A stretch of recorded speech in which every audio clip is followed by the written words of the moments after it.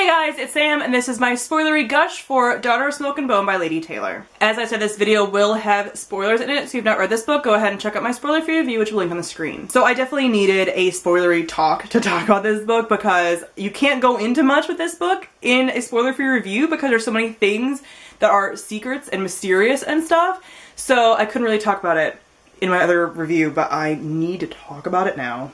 So like I said in my review, I was completely thinking that I wasn't going to necessarily like this book. Like, this whole angels and devils falling in love thing is kind of a trope, and I was like, you know what, I'm not gonna be into it. But I was wrong, I was so wrong, and I'm very sorry for doubting all of you for so long and putting this book off for so long. Like, I kind of knew I was either gonna love it or hate it, and I wasn't sure which one I wanted to have happen, and I'm fully in the love side. So first off, I'm gonna talk about kind of like the world building with the angels and the chimera.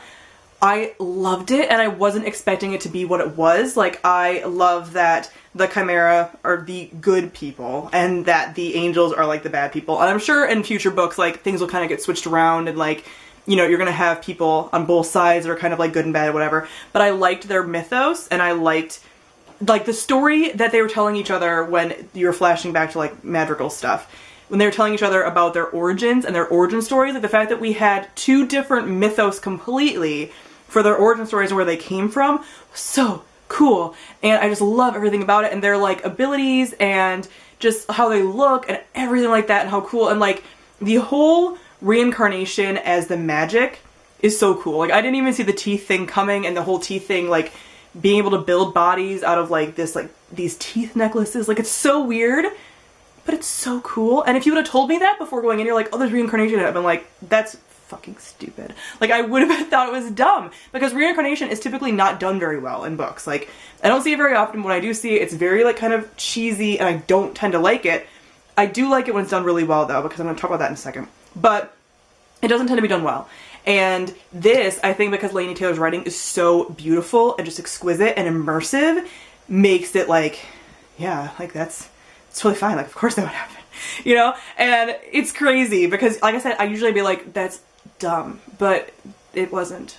As far as the characters, Karou is my precious, precious baby who I want to protect always. I love her so much. Like, I love how angry and spiteful she can be, and how, like, she can be, like, so wise and, like, beyond her years, now for good reason, since we know, like, kind of why that is, but that she can also be very, like, petty, and that she's, like, using wishes and being like, Brimstone's not gonna like this, you know, like, and making my hair a certain color and all this stuff. And she's so great, and she's so, like, inquisitive and intelligent, and just sometimes, but also doesn't think before she acts sometimes, and, like, I love everything about her. She's so great. And I love her and her best friend and that dynamic. Like, I love it so much, and that was such, like, a major focus. And I love her and her little found family, like, her and the chimera and Brimstone as, like, the father figure, and, like, the other ones as, like, her little moms. Like, I can't. Like, I'm still thinking about her, the one, I forget what her name is, the snake woman, and how she was like, wouldn't she look cute with, like, a foxtail, and and it's just like, oh, because she is a chimera, she used to have, like, all this, like, that, I can't even form intelligible words because I'm so, like, emotional about them, and her little family, and they were, like, trying to save her, and they named her Hope. Oh, I love them. So they're, like, those friendships and relationships and the whole found family thing is really important to me. And then I know some people, and I had heard before I read this book, that some people thought that this whole, like, thing was Insta Love. I completely disagree. I think that's really obvious, and the foreshadowing was done really well with Lady Taylor writing that Karou is lonely, and she feels like she's missing a piece of herself. Like, she feels like something is missing, and she's not complete, and she's looking and seeking this, like, other piece of herself. And so when we have Akiva being introduced, it's not a stretch that she does latch on to him so easily, but then we also find out, beyond this personality trait of hers, that there's another reason for that anyway. So I feel like there really should be no question of this being Insta Love, because it's totally, totally not. And I love their dynamic, like, their instant dynamic. Like, the fact that he saw her, she turned her head a certain way, and it reminded him of his, like, past love, who is her, like, Anyway, get to that in a second. So, like, their instant connection, there were times, and I think this is the reason I put, like, 1 star, like, a half star off. I do think that it was a little far-fetched, even for their connection and their, like, past history that they didn't know about and whatever. Even with all that, they still trust each other so quickly when they're supposed to be enemies, and when, like, her you know, tattoos hurt him and he thinks she's a chimera and all this stuff. And he's like going into her house, falling asleep, telling her stuff, she's telling him stuff, and I'm just kind of like, okay, like it's not Insta Love, but it's also like I just don't feel like that's completely realistic. Like I would have liked them to hold back a little bit more, but at the same time I also love that they didn't. Like I also am totally fine they didn't, and like whenever they were doing anything emotional I was just like heart palpitations. So yeah, but I like both of them, and I love their dynamic, and I really want to look up fan art for them, but obviously I can't because the series is done. I'm going to get spoiled if I go and look up fan art for them, but like I love them. So now let's just talk about like the elephant in the room of like her being his reincarnated love. Like she's magical, and you get their backstory, and that whole little kind of switch I think was another reason that I kind of took a little bit off, because I do think that switch is kind of jarring, where you have her and you're kind of taken away from Karoo, even though she still is Karoo, and you're seeing their like backstory and stuff. And I liked that, and like I said, I like their like mythology, and that they each talk about themselves coming from different things, and you learn all of that, and you learn like what it's like in like elsewhere and their dynamics and everything. But it was a little bit jarring. But when you find out that that's who it is, and he finds out, and he's like devastated, and he's like willing to protect her with everything, and they're soulmates, okay? So one of my favorite alternate realities, alternate universe things with like fan fiction or just anything is this like reincarnated soulmates thing. And like soulmates, I don't really believe in soulmates in real life. I believe in soulmates in like a fantasy setting. So just to be clear about that.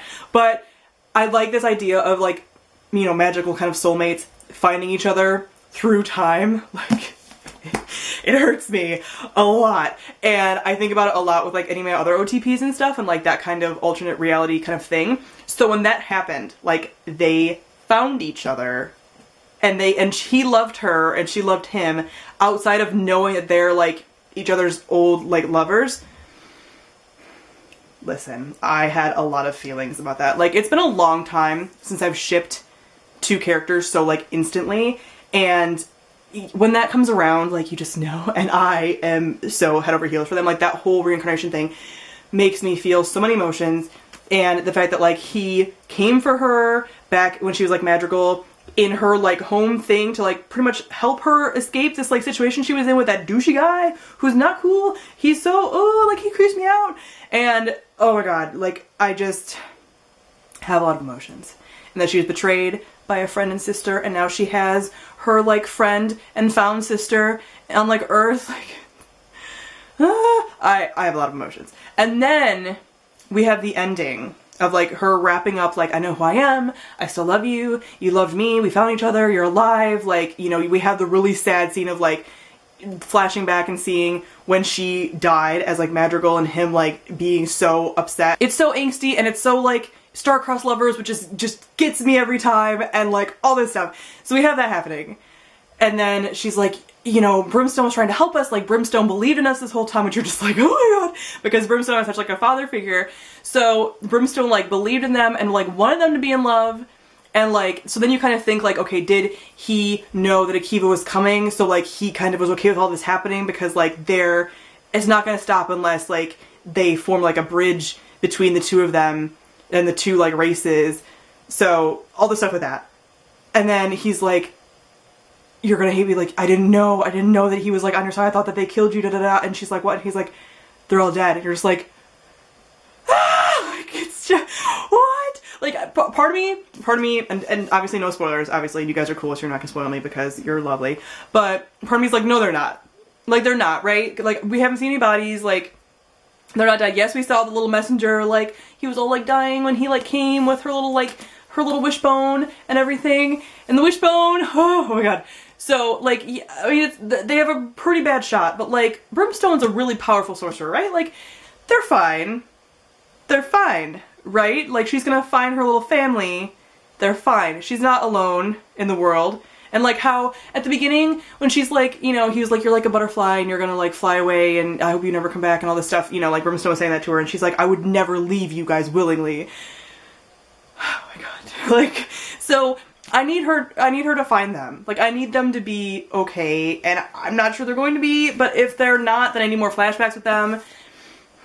I'm very emotional. So I'm very emotional about like her and her found family, and I'm very emotional about her and Akiva, and like I just don't know what's gonna happen. And like all the people that are like doing bad things, like in like elsewhere and stuff, and his like douchey dad and like his half siblings and stuff, and then like Thiago and all that stuff, and that she almost like ran into him and he kind of knew who she was and he was like mad. Oh my god, okay. I'm just really emotional about this, but I want them to like be together. My fear is that the second book is gonna have them like split up, Akiva and Karu, because obviously she's like kind of mad at him and is like taking off. So I'm worried about that because I don't want that to happen. I don't need like a new moon situation. I need them to like be together, work something out. They're like, their souls found one another. Okay?